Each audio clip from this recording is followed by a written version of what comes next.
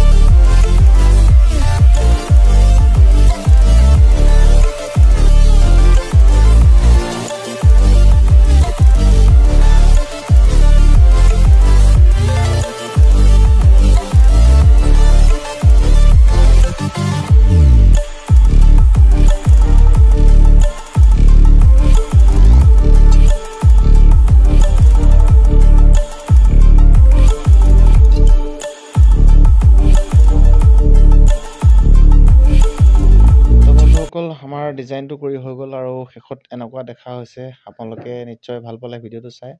আৰু ইয়াতে বন্ধুসকল কালাৰ হ'ব। ইয়াতে আমি এতিয়া বৰ্তমান পুটিৰে টেক্সচাৰহে কৰিছোঁ, ইয়াতে আকৌ কালাৰ হ'ব।